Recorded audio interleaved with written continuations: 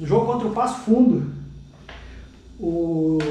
acho que por ordem da direção, alguma coisa assim, começou a surgir um estranhamento dentro da equipe, e que o Paulo Egídio acabou afastado do grupo.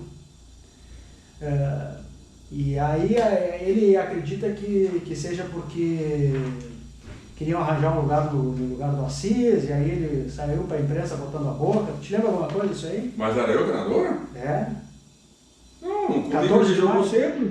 14 de maio, ele ficou 1 ou 2 partidas fora. Não, mas não por afastamento. Assim, que, ao menos que eu lembre, né? Ele quando eu cheguei, ele jogou sempre.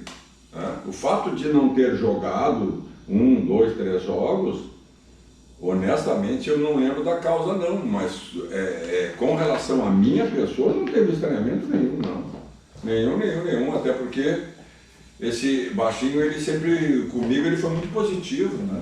Pode ter tido algum problema administrativo, e eu não lembro, honestamente, mas eu até posso me esquecer das coisas boas, mas das ruins eu não esqueço, não. Então não houve nada, não. Nada assim comigo, nada, né? Tanto que, se lembrar, né, o Assis era o meu ponta direita.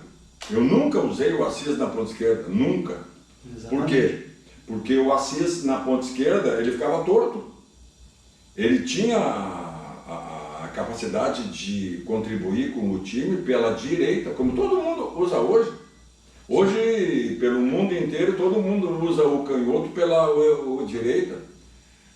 Coisa que naquela época eu lembro que até criticado eu fui por usar o Assis, que era canhoto, pelo lado direito. As pessoas esqueciam que no instante em que ele jogava pelo flanco direito, toda vez que ele entrava para dentro, ele entrava com o panorama aberto para ele.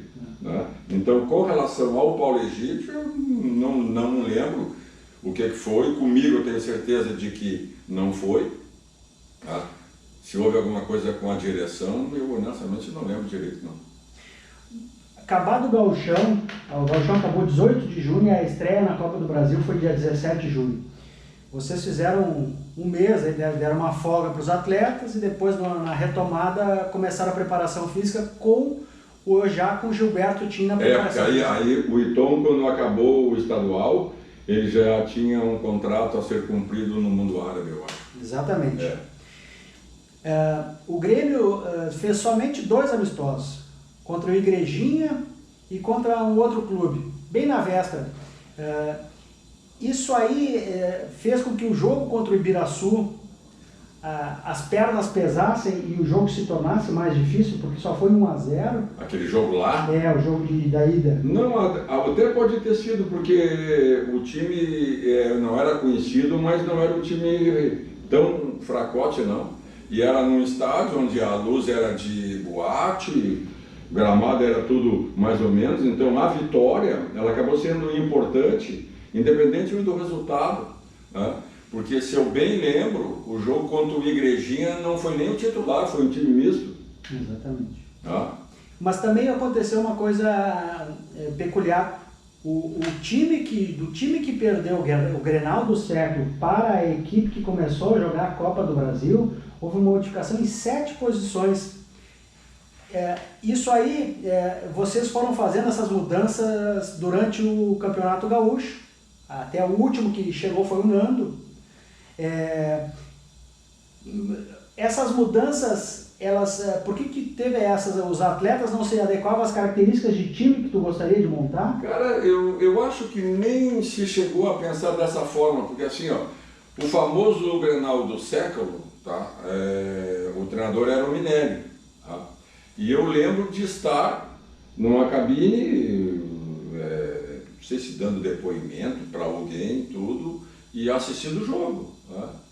E até o empate do Internacional, que estava perdendo por 1-0 já, né? Sim, 1-0 perdendo por 1-0, com um expulso. Era para estar uns 4 ou 5 para o Grêmio. O Grêmio foi, entre aspas, a partir daquele 1-0 e pelo franco domínio, controle do jogo, arrogante. Foi arrogante porque eu lembro Alfinete, o Jorginho, que tinha vindo do Palmeiras e outros, queriam entrar gol lá dentro com um bola e tudo, que tiveram chance de eu fazer gol assim. Aí daqui um pouquinho, como diz o outro, se frescou, levou. Que aí o Inter empatou e virou o jogo, surpreendentemente. O Minério fala até hoje desse jogo, que estava na mão para ganhar e bem. 1-0, 11 contra 10 e perdendo o gol. Cada bola que o time do Grêmio pegava, com o Inter com a menos indo para cima tentando recuperar, era contra-ataque, só que eles queriam, era de letra, era de calcanhar, ou seja, aquela facilidade até então ali que estava acontecendo no jogo transformou-se em arrogância comportamental. Por isso é que não definiram e acabaram sendo castigados. E ficou para a história como o Grenal do século pelas circunstâncias todas. Levar para Libertadores, né? Eu assisti o jogo, né? Posteriormente, depois teve o jogo lá, acho que foi contra o Juventude, né? Que o Grêmio perdeu também. Acho que foi. Quando o Minério saiu. Isso, o Minério saiu no empate 2-2 contra o Passo Fundo. Não, sim, mas eu acho que antes... O foi 4-3 pro Juventude de Caxias. E a coisa ficou ruim ali. Então, quando eu cheguei, eu confesso que se a minha cabeça ainda lembra direitinho, em momento algum, quando eu fiz as coisas, eu pensava no Grenal do século. Não, era que mudar o espírito da coisa. Quando eu cheguei no Grêmio, o Jorginho não estava mais, já tinha saído, então não fui eu. Mazzaropi estava, Alfinete estava, Luiz Eduardo estava, o Traçante estava, o lateral esquerdo na época... O Ayrton. O Ayrton, quando eu cheguei, não estava mais, tanto que veio o Elcio depois. Tá? O Elcio, quando eu cheguei, o Elcio já estava contratado, tanto que ele estreou contra o Glória, o Elcio, o Jandir e o Edinho. Exatamente. Então, olha como já teve assim. Então, a minha participação na alteração de nomes, que eu lembre que comigo que eu não pedi ninguém, com certeza eu sei que eu não pedi ninguém. O Grêmio contratou só, olha, tem o centroavante e tal, veio o Nando Lombardo. Né? E os outros que chegaram já tinham sido contratados, esses três. Que o Grêmio para fazer essa modificação na fotografia fazia diferente. Por exemplo, quando o Cristóvão foi para o Guarani, veio o pagamento do Elcio. Aí o Nando, quando foi pro Sport... Quando veio pro Sport? Quando veio do Sport, foi o Ayrton, o Marcos Vinícius e teve mais um que foi o Amaral. Comigo não jogaram. Quando eu cheguei, eles não estavam mais. O Adilson Heleno, quando veio, foi o Zé Roberto. O Adilson Heleno ainda, esse aí jogou comigo, que era um cara também com baita potencial e que não conseguiu firmar aqui pela característica, porque era um baita jogador. Era bom de bola, né? Bom, 5-0 misto. Foi uma goleada, jogou fora. Como é que foi tu te lembra da chacoalhada que deu no avião quando vocês foram para... Vocês foram lá para Cuiabá? Para Cuiabá? Uhum. E aí, conta um pouquinho para nós. Não, eu sou muito tranquilo. Essa hora quando a coisa enfeia, principalmente num avião, eu sei que eu não tenho nada para fazer. Então eu fechei os olhos e fiquei quieto. Agora foi uma laúza que bate. Uma laúza, teve essa do Pai Nosso que estás no céu, isso aí, meu Deus do céu. Era a gente rezando, era a gente com os olhos apavorados, choro, grito de criança, tinha de tudo um pouco. E eu lembro que eu até disse, não vai adiantar nada, fecha os olhos, meu, fica quieto, espera ver o que vai dar. Até porque para mim não era a primeira vez. Né? Uma vez com o Internacional indo para jogar em Assunção, foi horrível, bem pior do que essa vez. Então, eu simplesmente reagi dentro do normal. Não adianta eu fazer um escândalo que não vai mudar nada. Torce pelo piloto, torce pelo piloto, não tem. Bom, mas o bom é que a equipe meteu 5-0 no misto. Mas olha a diferença. Eu até faço esse paralelo contigo com a pergunta anterior. Por que vai jogar contra o Ibiraçu, tá? E aí ganha só de 1-0?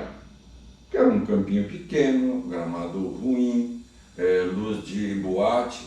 Aí tu chega em Cuiabá, um belo do estádio, gramado perfeito, luz perfeita, porque lá tinha um estádio bom na época. Tá? E aí o time já tinha um ritmo de jogo que permitia atropelar. Tá? Então foi aquela do assim, ó, foi 5-0, poderia até ter sido mais, né? Num jogo onde o time jogou sério o tempo inteiro. Não teve aquela, 2, 3, 4, começa a toquezinho. Não. Uma das regras era, joga sempre com a mesma seriedade.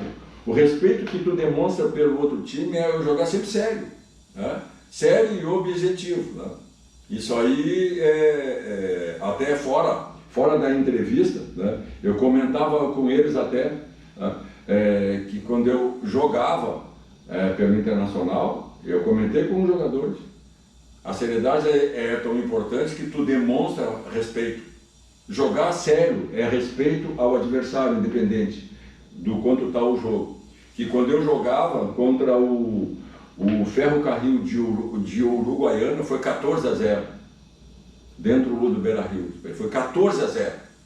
E quando fizemos o 13º gol, tá, nós continuamos, fomos lá nós mesmos, buscamos a bola, botamos no meio e os caras diziam assim, não, o que é isso não?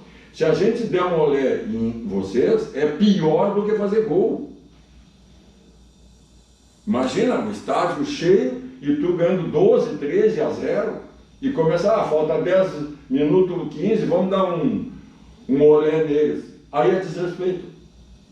Então nós continuamos trabalhando e só não foi mais porque o melhor em campo foi o goleiro que tomou 14. Não, é sério, foi eleito o melhor jogador do jogo. E foi 14-0, era para ser 30. O cara fechou o gol, cara. Então eu explicava para eles, olha aqui, ó, é 1, é 2, é 3, faça quantos puder, demonstre respeito, porque é o teu trabalho. Se tu fizer gol, tu não está desrespeitando ninguém.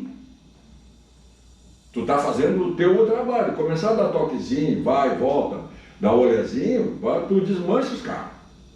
E o time fez isso, fez 5 e poderia ter feito mais. Pela dificuldade na época, me parece que eles não vieram, não foi só pelo problema dos 5-0 lá. Foi também por problema de grana. A CBF, à época, dizia que a gente não conseguia voo para eles. Sim. Desculpa tem para tudo. A desculpa tem. Me parece que foi também por falta de pila. Os pila estavam curtos. Bom, Claudião, o Grêmio passou do misto, próximo adversário do Bahia. E aí tu relembrou um esquema que tu criou, e foi eficiente, já utilizado em 78 contra o Tele Santana, que era o esquema pega-ratão. Não, mas era uma brincadeira. A expressão, eu sempre, quando é preciso, eu explico. Então, define o pega-ratão para nós aí. Então, eu vou te definir primeiro a expressão. A expressão pega-ratão, né, aqui pelo interior, e eu sou do interior, o pessoal nas barragens, nos açudes, né, onde tem o ratão, né, que é um animal o silvestre lá, que está lá pelos açudes. Para pegá-los, os caras armavam umas armadilhas, sabe? Tipo de umas gaiolas de taquara, e ficavam ali, ó, e botavam comida para ele. Aí quando ele se sentia confiante, ele saía da água e ia lá para pegar. Quando ele pegava, né, ou tinha alguém com uma cordinha, um cordãozinho, ou uma linha de pescar de longe, e derrubava a casinha, e a casinha prendia ele. Ou faziam a hora que ele tocasse, porque ficava uma coisinha segurando, tocava naquela haste e aquela haste caía. Então é uma expressão que a gente sempre no interior, né? Vou fazer um pega-ratão, ou seja, tu ia lá colocar a armadilha na beira do açude para pegar o bicho. Eu nunca comi porque eu não gostava, mas os meus amigos pegavam e eu pegava junto para eles e eles faziam lá. Aí quando eu comecei como treinador, eu tinha 26 anos e a minha manifestação era de jogador, não era como treinador. Embora eu tivesse interinamente sendo treinador, eu era um jogador machucado sendo treinador do time que eu jogava. E aí, lá pelo primeiro jogo meu, foram me perguntar, antes do jogo, naquelas entrevistas que não eram coletivas como hoje, né? Todo mundo vinha, tá aí, que esquema que o time vai jogar? Lá eu sabia explicar esquema. Aí eu disse assim, não, nós vamos fazer o seguinte, eu fiz uma brincadeira. Eu disse, olha, o esquema é surpreender os caras. Vou fazer um pega-ratão, tá? Mas eu usei na forma como eu te expliquei da expressão nossa lá, né? Uma armadilha, blá, blá, blá, blá. E aí o time estreia, ganha outro jogo, e aí foi ficando daquela assim, não, o esquema dele aí vai fazer mais um pega. E o pega-ratão virou uma brincadeira que marcou, né? Nada mais né, de um sistema hoje, né, o pessoal diz que é o reativo. Olha bem, o meu pega-ratão, entre aspas, virou esquema reativo. Joga no estilo reativo, ou seja, cria o que eu entendia, e eu como jogador eu sempre pensei da mesma forma. Para te ganhar de alguém, tá, num jogo, seja futebol ou qualquer outro, tu tem que induzir o adversário a fazer coisas que tu quer que ele faça. Uma das outras contratações que chegaram, vindo do Palmeiras, foi o Lino. O teu meio de campo eram dois volantes, o Jandir e o Lino. Mas se eu lembro, quando eu cheguei, o Lino já estava. Não, o Lino chegou depois. Não, sabe por quê? Qual foi a escalação do meio campo contra o Glória lá em Vacaria? Tu jogou no 4-3-3. Não, sim, mas do meio campo. Foi Jandir, Lino e Cuca. Não. Foi Jandir, Cuca e Cristóvão. O Cristóvão jogou lá? Jogou lá. A frente era Almir, Kita e Paulo Egídio. Não, tá, tô dizendo, mas aí o Lino chegou depois do Cristóvão, quando o Cristóvão saiu, então. Foi depois que o Cristóvão saiu. Porque o Cristóvão, quando eu cheguei, ele já estava naquela do... Ele jogava pouco, porque ele estava muito na seleção, né? Isso, não, e ele já estava com os outros, engatilhado para sair a tempo já. Sim. O Lino veio, eu lembro que eu continuo lembrando direitinho que eu acho que eu não indiquei ninguém, cara. Porque o Lino já estava engatilhado também. A hora que eu cheguei, estavam os três que estrearam, e o Lino já, esse joga essa, sai, já está vindo o fulano, porque naquela época não tinha nem como, a situação era tão grave, que não tinha aquela, não, vamos ver, vamos contratar, faz planejamento, que planejamento, bota aí, vamos ver o que dá. O TP não tinha tempo hábil, para tu, não, vamos para, não, ou ganha lá, ou tá fora. E aí a cada jogo, eu lembro que, se não me engano, o jogo seguinte do Glória foi contra o Aimoré, não foi? Não sei. Se não me engano foi, porque quando foi para ir lá contra o Glória, eu lembro que eu deixei o Assis fora. Sim. Da viagem inclusive, e disse para ele, esse jogo não é para ti lá, tá? Agora nós vamos lá, se tudo der certo a gente ganha lá, fica vivo e a partir do outro é contigo a bronca. E ele lembra que contra o Aimoré a gente foi lá, se não me engano foi contra o Aimoré, em São Leopoldo. E aí ele voltou, né? Porque eu disse, tu não vai nem viajar. Tá? E ele entendeu, disse, não, espera, torce para que a gente vá lá, ganhe, e na volta tu vai voltar a ser utilizado, mas aí a situação não é o tamanho. Porque se ele vai lá, na época ele não era tão fortezinho ainda. O pau ia pegar nele. Isso, não, mas nele principalmente. Sim. Os caras iam, porque o futebol naquela época era assim, né? Dá uma assustada para ver como é que fica. Sim. Tu lançou vários jogadores subiram da base. O Wilson se firmou contigo. Wilson. O André, o Luiz Fernando, o Fábio, lateral que veio do Pelotas. Como é que é? O que precisa um atleta da base para subir? Coragem do treinador ou tem essa história de lapidar? Eu pensava na época e penso até hoje. Tu só consegue lançar jogador da base quando existe primeiro a necessidade. A situação emergencial e a necessidade. Por que isso? Porque a necessidade nada mais é de que porta aberta. Porta aberta para tu usar o jogador de casa. Porque se a porta estiver fechada, se o clube tiver dinheiro, ele antes disso, a não ser que seja no gênio, ele vai contratar. A primeira coisa que um clube faz tendo o dinheiro é contratar. Não importa se vem pelo aeroporto ou se vem pela rodoviária. Mas tendo dinheiro, eles contratam. Então, quando existe a necessidade, ou seja, tu não tem dinheiro e precisa, aí tu corre o risco de pegar os meninos. Isso na minha carreira como treinador, que começou em 7, 8, Mauro Galvão eu lancei, tinha 17 anos. Tinha sido dispensado do Grêmio 6 meses atrás. Porque era magrinho, pequenininho, jogava de lateral esquerdo, porque era pequenininho e magrinho. Chegou no Internacional para treinar na base e os campos eram do lado um do outro. Então a gente ficava dando treino, mas vendo o treino dele. Acabava o nosso, ficava vendo. O dia que precisou, eu e o Otacílio, machucou 2 zagueiros, o outro está suspenso. Não tem! Aí ele assim, vamos olhar ali. Aí viramos e passamos a olhar.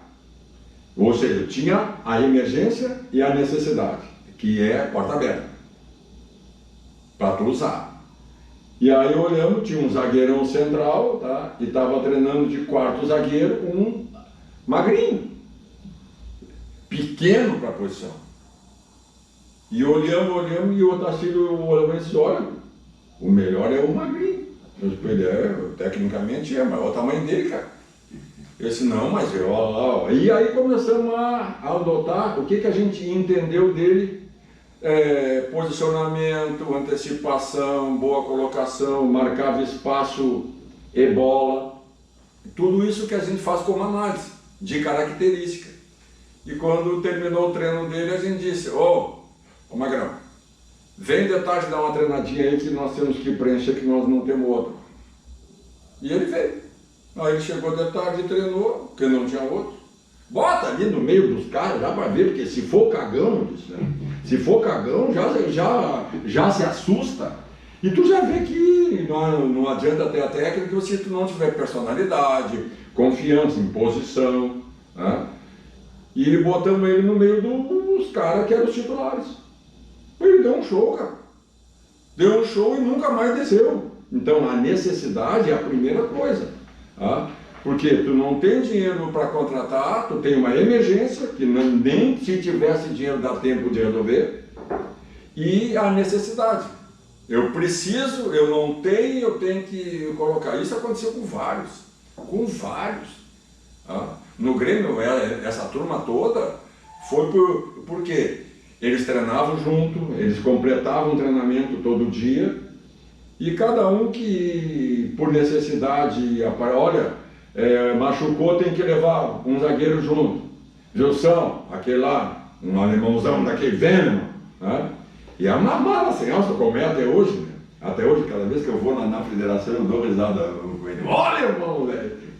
É uma figura, gente boa. Então, eu acho que a necessidade é a primeira coisa que vai acontecer. Necessidade e emergência. A não ser que tu tenha na base craque, gênio. Que tu olha assim, não, esse aí não tem como, esse aí já tem que estar, queima etapa.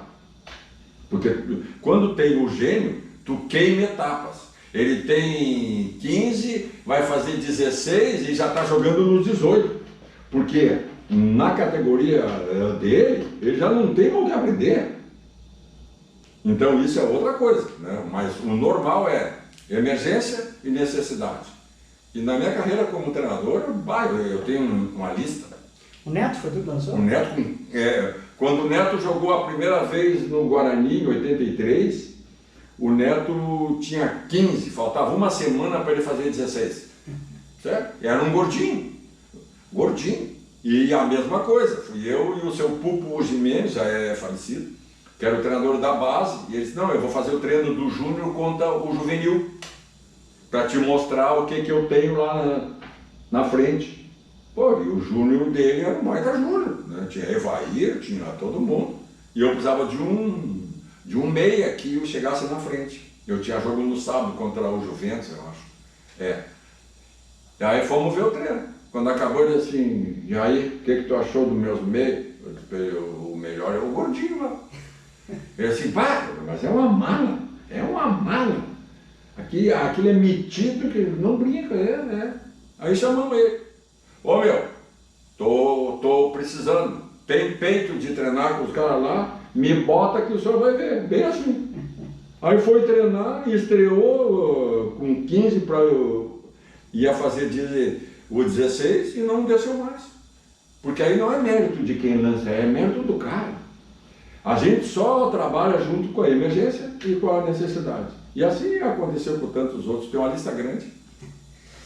Bom, voltando agora para o livro, especificamente. Bom. Grêmio Bahia, Bahia lá na Fonte Nova. Na Fonte Nova. O Grêmio chegou lá, Lourinho esperando, fazendo... Lourinho fazendo... Lourinho, eu tinha trabalhado no Bahia em 85, com Paulo Maracajá Pereira, que era o presidente, e Lourinho era o assessor para tudo, principalmente para a região. E eu cheguei lá e o Lourinho era o quê? O meu motorista, meu guardião e tudo. Aí 89 eu chego lá, tu imagina. Aí os caras, o Lourinho fez um trabalho. Não, mas o Lourinho sabe que em mim não pega. Ele me ensinou como é que eu me defendia quando eu estive aqui.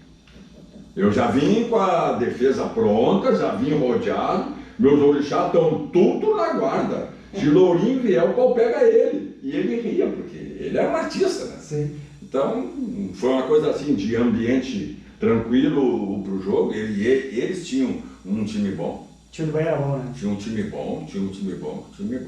Aí a gente... Daquele time que jogou o Brasileiro e depois jogou contra vocês, só o Bobô, que saiu e foi pro São Paulo. Eu lembro. E o Evaristo foi pro Guarani. E eu lembro que naquele time tinha jogadores que começaram comigo em 85. Tudo se conhecia da base, né? E eu conhecia todos eles, porque quando eu estive lá em 85, era a mesma coisa, eles eram tudo base. Charles, Zé Carlos, aquela turma toda. Então quando eu cheguei lá, como eu chamava eles para vir treinar toda hora junto, lá no CT, lá perto do aeroporto, e quando eu cheguei, o clima de ambiente ele foi quebrado dessa forma. Que Lourinho já me ensinou a defesa, como é que eu me defendo? Se ele me ensinou as áreas dele, ninguém mandou ele me ensinar. Tá? É jogo de campo, não tem essa. Meus guarda-costas espirituais vieram tudo armado. Então tudo na volta aí. Então não tem problema nenhum, porque o quebramos assim. E o jogo eu achava que era jogo difícil. E foi. Ganhamos, mas foi jogo difícil. E ali tu relembrou o pega-ratão, né? Não, aí era a situação que a gente tinha, né? Era uma estratégia porque eles eram tidos como muito ofensivos. Velocidade, que hoje chama transição, né? Que na transição, velocidade, que tinha o fulano, tinha o ciclano, tudo. Aí nós deu uma fechadinha com os outros, né? Porque naquela época, Copa do Brasil era a primeira, né? Que a gente só não é campeonato, é o torneio. Torneio se joga com o regulamento embaixo do braço. o gol fora tinha valor, tá? Então a gente foi lá e disse, olha, se a gente sair daqui, tá, num empatezinho, com um gol, maravilha. E se não der, o 0 a 0 me serve. E o time jogou bem, e aí sim, aí naquela ânsia de querer nos apertar, eles acabaram perdendo o jogo. O segundo gol foi clássico, né? Eles estavam todo aberto e o Assis pegou eles todo, o meio campo todo com 2 ou 3, e a habilidade deixou o Kita na frente do goleiro. Mas aí é o quê? O time deles a gente tinha estudado, iam usar isso, aquilo. Tá. Vão bater? Vão. Será que vão ter capacidade de resistência para ficar batendo sempre? Organizado, ou vão ter que se desorganizar em certos momentos? Porque toda vez que tu consegue desorganizar um time, mesmo que ele esteja te atacando, se ele estiver te atacando organizado, é uma coisa. Se ele te atacar desorganizado, é aquilo que eu te disse antes. Tu induz eles a cometer erros. E nos erros que eles tiveram, eles podiam até ter tomado mais. E a importância do Gilberto Tim nesse time, na preparação física? Porque o Gilberto tinha os ícones da preparação física. Sim, mas naquela época o Iton também era. Sim, os dois. Quer dizer, o Iton teve a participação no campeonato, o Gauchão, saiu e deixou uma base tranquila, né? Porque o Iton também era da mesma linha. Né? Eles eram parceiros os dois, o Iton e o Tim. E o Tim eu convidei na época, e não foi fácil, né? Porque o Tim tinha aquela coisa, o de muito colorado, que ele dava discurso, né? Ele, quando do Inter, naqueles anos vitoriosos todos, ele dava, e aí quando eu disse, olha, para substituir o Iton nós temos vários, mas igual a ele, só o Tim. Pá, mas é muito colorado. Não, é profissional. E o Tim era meu amigo, foi meu preparador físico, eu como atleta, depois quando eu comecei como treinador, e meu padrinho de casamento, eu esperei, ele eu seguro. E ele tem uma tentativa frustrada de ser treinador, ele era treinador, tentou ser treinador do Curitiba e não se deu bem. Ele tentou, mas ele não tinha o temperamento, porque para ser treinador, além de conhecimento, tu tem que ter temperamento. O Tim, na preparação física, ele quebrava no palco o jogador todo, toda hora. E isso era bom, porque ele batia e o treinador consertava. Morde a sopra. Quando ele virou treinador, tá, aí ele quebrava o pau e não tinha quem consertasse. A gente dizia para ele, que era amigo dele, tu não tem temperamento, o treinador tem que ter uma gestão de pessoas muito mais amplo. Tu de preparador físico, tu bate, briga com todo mundo, mas tu não escala. Aí a gente que escala conserta. E ele dava no rim dos caras, né? Mas foi bem, porque ele era um cara muito bom naquilo que ele fazia, tudo, né? E o temperamento dele, as relações, eu, como era muito próximo, eu tive até o final do ano mais ou menos segura a coisa, mais ou menos. Sempre gerando tranquilidade. E aqui na volta, mesmo com a vantagem, o Grêmio também foi cauteloso. Mas teve que ser porque eu lembro que a gente, olha, se a gente quiser matar os caras aqui, eles vão usufruir do espaço que a gente teve lá. Porque eu conversava muito com os jogadores, tinha uma turma boa, e eu não classificava, eu vou conversar com esse grupo aqui. Quando eu conversava com o time e os reservas. Eu disse, olha, a escalação não é porque é A, B ou C, é por característica. Precisamos dessa característica aqui nesse jogo. Então não importa quem vai começar. Porque está botando o fulano porque ele é melhor do que eu. Não, ele pode até tecnicamente ser pior. Mas a característica que ele tem, tu não tem. Então ele vai fazer coisas para beneficiar o todo. E aí a gente conversava tudo, e quando entramos em campo, entramos conscientes, jogamos de 1-0, gol de falta do Edinho, foi? Isso aí. Ou seja, tu vai dar caminhos para eles usarem, que é o que tu quer que ele use, tá? Tu bloqueia aqui e abre lá, para que ele saia por lá, porque lá tu já tem uma armadilha para ele, tá? Ou aqui, quer dizer, tu cria situações que tu induz o adversário a cometer equívocos que tu quer que ele cometa. Isso aí eu aprendi posteriormente, era uma ideia que eu tinha. E quando jogador eu conversava muito com o Minelli principalmente sobre isso, né? Eu era, além de ser atleta dele, eu era amigo pessoal dele como jogador, como treinador depois e como sou até hoje, né? Amigo pessoal, muito respeito e tudo, e eu entendia dessa forma. Com o tempo eu fui aprender, né? Fui entender que aquilo que eu fazia, né? Hoje, né? Hoje, quando eu digo hoje, é posteriormente àquela situação, é o que a gente chama, pelo modernismo todo, a diferença entre posicionamento tático, né? Que é, ou seja, sistema de posicionamento tático, que é plano tático, para sistema estratégico de ação. Tá? Hoje, o entendimento moderno do futebol diferencia muito o que é plano tático e o que é plano estratégico. Um é como eu me posiciono, o outro é como é que eu vou agir. Tá? E, na maioria dos treinadores que eu conheço, entendem, como eu, de que o que define o jogo é o estratégico e não o tático. Tá?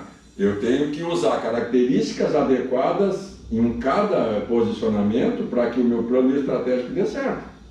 E a gente fazia isso meio na marra, sabe? Vamos não, eu acho que assim, não, aqui, ó, não marca aqui, dá o lado para ele que ele vai ter que sair para lá. A hora que ele sair para lá vai tomar uma blitz lá, aquelas coisas todas. Então pega ratão nada mais foi do que uma expressão usada por não ter capacidade de verbalizar corretamente aquilo que era para ser. O pessoal te chamava de retranqueiro, a imprensa chamava vocês de retranqueiro? Não, porque aquela brincadeira do pega-ratão, ele significava, tá, para todo mundo que o pega-ratão era uma retranca. Estabeleceram, ou seja, quando o contexto define uma coisa, mesmo que não seja, tu vai brigar com os caras porque deixa eu dizer, deixa. Vamos dizer, pá, mas a gente não é retranqueiro, a gente tem a estratégia, porque a gente chama os caras, mas depois vai... Sim, mas não vamos tentar explicar que é pior, deixa assim, na visão deles, tá? Eles vendem isso, tem time que vai vir jogar contra a gente achando que é isso mesmo. Aí o Flamengo veio aqui, achando, não, eles são retranqueiros, tomaram 6. Não, estou dizendo, no Rio, tá? Nós somos surpreendidos, lá nos surpreenderam, porque a gente foi com a confiança de fazer um jogo jogado, porque o time deles era bom, daqui um pouquinho quando nós vimos 2-0, opa, 2-0, a sorte nossa, que no primeiro tempo, no finalzinho do primeiro tempo, fizemos 1. No virar 2-1, a moral ficou para nós, a confiança, aquela. E aí o time voltou bem, fechando espaço e empatando o jogo. E o empate 2-2 lá, pô, era o Flamengo com o Tele Santana, com aquele conceito todo. Tá? E aí eles vomitaram lá, desde o jogo dos 2-2, né? Que ia ser diferente aqui, porque aqui o Grêmio teria que sair para o jogo e eles seriam o entre aspas reativo hoje, né? E que aí a coisa ia ser complicada, só que para nós o 0-0 servia e 1-1 também. O fato desse jogo do 2-2 contra o Flamengo lá, em que o Assis, que normalmente ficava no lado direito, ele naquele jogo ele saiu e foi fazer o lado esquerdo. E aí o lado fazia o lado esquerdo do Grêmio. Não facilitou o Flamengo em deixar o Leonardo livre e aí fazer essa... Até pode ter facilitado, embora a intenção não fosse essa. A intenção era dar o campo para ele sair. porque tu ia usar as costas dele porque a zaga não era rápida. Era uma estratégia, Sim. né? Mas nem sempre a estratégia dá certo. Tá? Aquele primeiro tempo deu para ver, olha aqui, ó, deixamos o cara vir, tá? Só que na hora de bloquear, de fechar o espaço da retomada, da transição rápida para usar aquilo que ele deixou atrás, que era espaço, a gente não conseguiu. E no segundo tempo conseguiu, porque foi 2-2, mas era um lá e cá. Sim. No segundo tempo a gente empata e fica o jogo lá e cá. Não era só eles em cima, era nós também. Cada um deles que roubava chegava lá. Aquele jogo também representou o retorno do Zico e o Júnior juntos, né, jogar pelo Flamengo. Uhum. O Zico, dentro de campo, ele fazia diferença? Ah, fazia, ele era bom, ele era craque. Craque, era um cara que tu tinha obrigatoriamente que respeitar. Um craque que decidia no lance individual. O Júnior era o craque por tudo aquilo que ele fazia dentro do campo, múltiplas funções, ele trabalhava defendendo, organizando, chegando. Então era um jogo que aqui a gente, conforme eles disseram, não, lá o time do Grêmio sai e a gente ganha lá dentro. Sim, mas cada vez que saía, ia lá e gol. Não tem, porque a gente tinha a vantagem dos dois empates, 0-0 e 1-1. Né? A gente não sentou em cima disso, mas sabia que isso era nosso.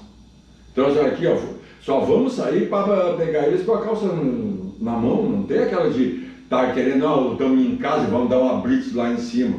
Porque a gente também não era tão rápido lá atrás, então tu tinha que ter um campo curto. Exatamente. Uma coisa que chamou a atenção quando a gente estava montando o livro é a questão do alfinete. Durante toda o alfinete, vindo que veio de Joinville, mas antes jogou no Corinthians, na democracia corintiana e tal, durante toda a Copa do Brasil, o Grêmio, direção, referia que queria contratar um lateral direito e tal. Isso não prejudicava? Não, isso era externo. Entendi. Internamente isso não... Porque quando o Alfinete não jogava, teve o Fábio, lembra? Que do Pelotas, que entrava, não era da mesma qualidade técnica, mas era rápido, chegava lá na frente. Era uma coisa bem... se tu lembrares, teve jogo até que o Alfinete saiu e entrou um zagueiro para fazer uma linha de 3. O Fábio fazia as duas laterais, né? Fazia as duas, tá? Mas teve jogo em que o Alfinete foi substituído por alguma coisa, não lembro qual, e se precisava ter uma coisa mais forte defensivamente, porque o Alfinete era mais organizador e apoiador do que marcador. E eu lembro que teve uma vez, se não me engano, quem entrou foi o Trasante até, o argentino, que entrou para ser o quê? O terceiro zagueiro pelo lado. Porque tu estava precisando. Sim. Bom, agora aqui nós estamos no 6-1 aqui. O intervalo, quando terminou o primeiro tempo, estava 2-0 pro Grêmio. E a substituição que tu fez foi tirar o Kita e colocou o Almir, 2 pontas abertos. O Kita já estava com alguns problemas, né? E ele já tinha feito um trabalho desgastante. Né? Ele não saiu simplesmente por uma estratégia, ele precisava sair. E na necessidade dele sair, aí sim, aí a gente, bom, 2-0, eles vão ter que vir porque eles agora têm que fazer 2 para ir para os pênaltis. A pergunta é, mesmo tu jogando com dois ponteiros abertos, sem centroavante, a equipe fez 4 gols. Fez porque só pegava eles totalmente desorganizado, tentando ir lá na frente. Tu tinha velocidade pelos dois lados e tu tinha o Assis que ficou solto. Não marca ninguém, não precisa marcar ninguém, tá? Só é o seguinte, roubou a bola, é em ti. E tu vai ter 2 velocistas, um por cada lado. O Almir e o Paulo faziam uma recomposição, acompanhavam, porque tinham pulmão para isso, só que na saída os laterais não acompanhavam, eles não voltam. E aí e até podia ter sido mais. Mas hoje em dia, tu acha que é possível um time jogar com 2 atacantes de velocidade sem um centroavante fixo? É só tu pegar os times do mundo.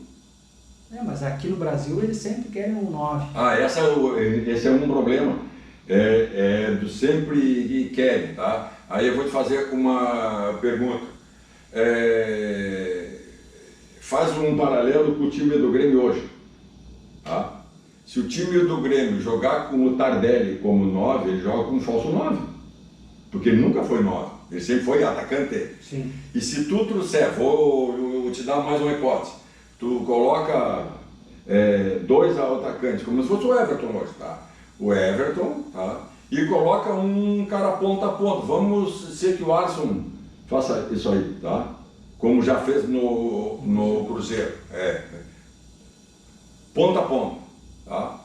Tu bota os 2 volantes e bota o Luan e o Tardelli solto. Nenhum vai se oferecer para ser o centroavante para zagueiro. Mas quando eles vier os 2 lá de trás, a zagueirada se ferrou.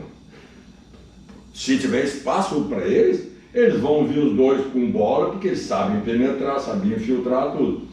O que foi naquele dia? Pô, os caras estão tomando 2. Né? Eles vão ter que sair. Como tinha 3 marcadores no meio, tá?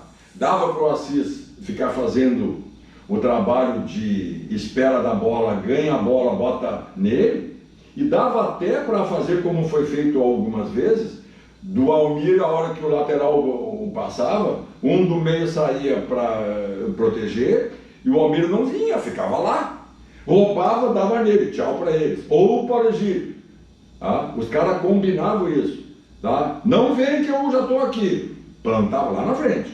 Pô, roubava a bola, não tinha como pegar eles. Porque isso é o quê? É um time entender e compreender o que nós temos melhor que a gente pode usufruir induzindo os caras ao erro. Então, aí, mas isso é o treinador só? Não. O jogador que está dentro do campo tem que ler o jogo, tem que entender e compreender o jogo. Aí ele tira proveito. Os jogadores mesmo faziam isso. Eles mesmos. E aí, como é que foi? Como é que é? Tinha algum... O Tele Santana era um treinador, apesar de poucos títulos, ele era chamado de pé frio e tal, mas era um baita treinador. Era um baita treinador, sim. E aí, como é que é? Tinha algum sabor especial para ti? Não, porque eu sempre achei, como acho até hoje, que o treinador não ganha o jogo sozinho e também não perde sozinho, não. O treinador, ele projeta e planeja uma situação a qual ele não executa. Os executores têm que ter o rendimento que eu espero. Eu sou treinador, eu te escalo, eu te treino, tu mostra que tu é o cara para fazer aquela função lá. Aí eu te boto dentro do campo. Aí tu vai lá, cumpre a função de forma técnica toda equivocada. É um erro teu, mas o culpado sou eu. Sim. Bom, repercutia dentro do vestiário as manifestações da imprensa que, por exemplo, o Bahia era um time que estava desmontado, não era mais ou menos o time do campeão da Copa União. O Flamengo era um time velho. O Sport era um time fraco do Nordeste. Isso aí ia afetar vocês ou... Não se deixa. Não deixa entrar? Não, até chega, porque todo mundo lê, né? Todo mundo escuta. O problema é tu conscientizar os caras que o futebol é o único esporte que não adianta ser melhor fora.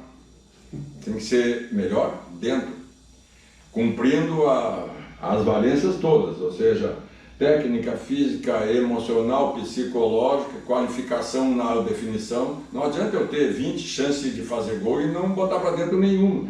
Se os caras tiverem uma e botar para dentro, ganha eles. Isso aí.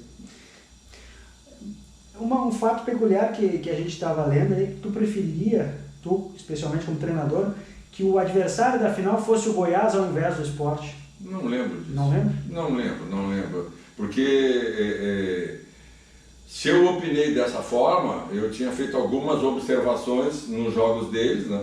Porque tu acaba tendo gente para ir olhar jogo, tá? Trazer aquele mapeamento das características. Eu posso ter opinado isso em função de que algum dos meus tenha ido ver o jogo e me trouxe alguma informação. Se eu disse isso, certamente foi nesse sentido. Foi por isso, né? E o jogo em Recife foi um jogo pegado. Foi um 0-0 que era um cagaço lá e um cagaço aqui. Nós tivemos 2, 3 chances que a gente errou, ou no meio, ou na zaga, e os caras não fizeram gol por pouco. Foi peleado, mas jogo duro, porque lá na Ilha do Retiro é duro até hoje. Porque na ilha, tu jogar na ilha, os caras mudam. Sempre foi assim. Eu lembro que eu jogador ainda, eu fui jogar uma vez contra o Sport, né? E aí jogaram na ilha, eu jogador. E aí daqui um pouquinho, já vem, pá, o bom deles é o 11. E eu, pá, me ferrei. É o 11? Porque na época o 11 era o ponto esquerdo. E eu, pá, vai vir um 11 agora daquele, deve ser um baixinho chato para me incomodar. Pô, e aqui dentro os caras pressionam, pá, se eu der uma burdoada no cara, vou dar uma paulada nele de cara para ele se assustar, daqui um pouco pega um juiz cagão aí, já me bota para a rua, tô eu ferrado. E eu tô naquela entrando em campo, porque na época não tinha tanta informação assim. E aí eu entro e olho, cadê o 11? Eu olhei, era um baixinho mesmo. Eu disse, ah, meu Deus do céu. Começa o jogo, o 11 estava de volante. Aí eu, pô, tem alguma coisa errada, os caras disseram que o 11 e me deram que o 11 era bom e eu interpretei como todo mundo dizia. Ó, o bom deles é o 7, é o ponto. O bom deles é o 9, o centroavante. O 11 era o Givanildo, que era o volante. Eles usavam o número equivocado. Quer dizer, então, não era o 5. O Givanildo jogou naquele jogo com a 11. Eu quando converso com ele, a gente lembra disso até hoje. Eu falei, pai, eu te esperava. Quando eu entrei em campo, eu olhei aquele baixinho assim, ó, vou dar uma juntada, aquele magrelo lá, cara. E ele assim, e ele é um figuraço, né? E ele dizia, não, é que eu jogava com a 11. Desde o juvenil. Então eu sempre quis. Aí que apareceu um outro lá, não era nem o 11, quer dizer, olha como é que era a coisa. Né? Eu, particularmente, teve uma vez que eu disse a um jogador meu na preleção, eu na preleção, Sólia, que organiza todo o jogo deles ao 5. O que eu quis dizer? O volante. Tá, então é o seguinte, tu fica na frente dele, faz sombra nele, não deixa o 5 jogar. Porque esse 5, todo mundo fala, já tem time grande querendo. Aí eu fiz uma lauda do 5, mas eu falando que era o volante. Entramos em campo e começa o jogo e os 5 dos caras, o volante dos caras, eu sozinho jogando. Eu te disse para tu pegar o 5, mas eu tô pegando o 5, era o zagueiro. Ele estava marcando o número 5. Quando eu usei a expressão, na época, de o 5 era o volante, até ele entender que o 5 era o volante e não o número 5, os caras tinham dado um sufoco, porque o volante estava mandando o jogo, e ele lá marcando o quarto zagueiro. Mas tu mandou eu marcar o 5, tá aqui ele. Não, rapaz, esse é o quarto zagueiro, mas olha o número dele, porra. Era mais ou menos isso. O Givanildo era um baita jogador, ele era para ter ido na Copa, né? Não era. Ele tinha muita bola e preferia. Não, é que ele era um volante, tá? Daqueles assim, que corria para os outros jogar. Sempre foi. Ele diz até hoje, não, eu só corria, marcava para os outros jogar. E na seleção os caras cobravam um pouco mais. Mas ele era um bom jogador. Mas no fim foi o Chicão, né? E não foi nem ele, nem o Falcão foi. Daí vai o Chicão, que era um volantão do São Paulo, né, que atropelava todo mundo, mas era lento, né? E aí, mas aí é aquele negócio do gosto pessoal, né, cara? Bom, na volta, 1-1, o Mazzaropi fez um gol contra de escanteio. Pede desculpa para mim até hoje. Ele diz, eu não queria fazer isso, eu sei. Mas ali o bacana foi que a gente saiu na frente com aquele gol do Assis, na direita, entrando para dentro, e o jogo estava encrencado. Quando o Ayrton, que era ex-Grêmio, bate o escanteio, e o Mazzaropi no finalzinho, acho que já era uns 44, eu acho, e a bola entra, aquele 1-1 dava o título para o Sport pelo o gol fora. Então é uma situação difícil pelo seguinte, tu sabe que o teu goleiro errou, mas tu sabe que aquilo foi uma tragédia, foi uma infelicidade. Por quê? Porque ele era um goleiraço e já tinha te salvado de várias. Então no trajeto do banco até vestiário naquele intervalo, tu vai pensando, como é que eu vou tratar disso com o cara? Eu não posso dizer, porra, que cagada do caralho. Não posso, mano. Eu desmancho. Né? E não posso dizer, não, tudo bem, também. Sim. Não dá. Mas ele mesmo, quando entrou no vestiário, ele quebrou. Ele mesmo disse, pá, pessoal, perdão, errei. Né? Eu me equivoquei, mas pode ter a certeza que eu não entra mais nenhuma, bababá, quer dizer, então nessas coisas, o meu trajeto pensando, né, quando eu cheguei, ele mesmo já tinha feito. Então tu tem como tratar aquilo ali como jogo, né? Como jogo, faz parte do jogo.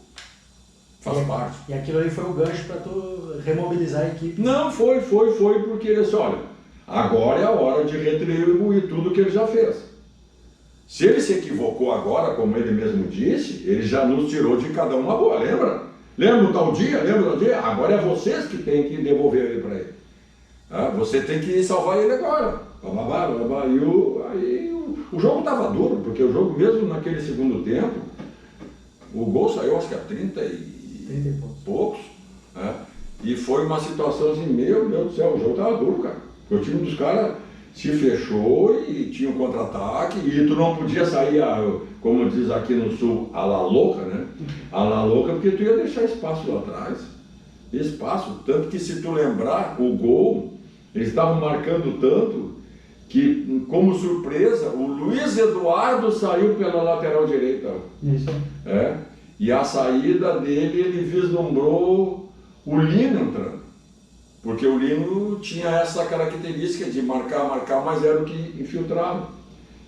E o Lino entrou e a bola passou por ele. Todo mundo diz assim, mas ele deu no Cuca. Não, a ideia era o Lino entrando, que era treinado. Quem tiver pelo lado, quando os caras mexer que abrir, quem vai infiltrar ele, e ele entrava bem de trás. Aí a bola caiu no pé do Super. Que pegou mal na bola. É. Mais uma rabiosca. No pé do Super, eu chamei ele de Super, o Super de Souza. E ele aí caiu no pé dele. Mas foi assim, mas foi difícil.